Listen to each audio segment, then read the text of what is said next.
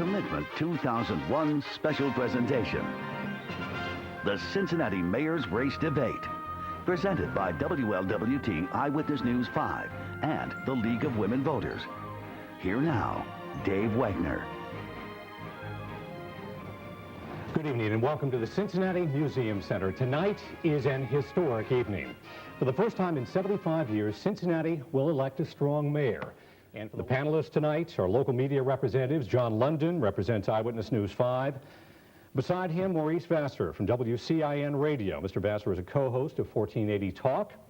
Gregory Cordy joins us this evening from the Cincinnati Enquirer. And our final panelist this evening is Lucy May from the Business Courier. And next question from Maurice Vassar, WCIN Radio. Your question for Mayor Lucan. Mr. Lucan, you called for a Justice Department probe on the Cincinnati Police Department on April 12th after the riots.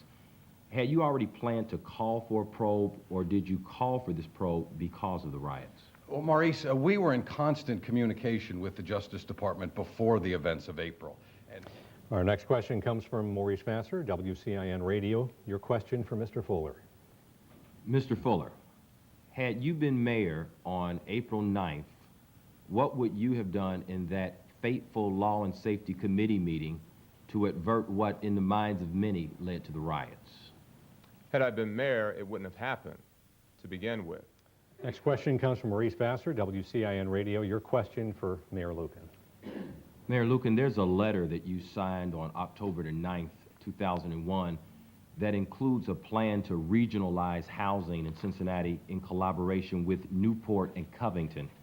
The plan calls for laws and zones to be changed and property reallocated. Could you explain what this housing strategy partnership plan is all about, who the main players are, and how it will affect Cincinnati neighborhoods?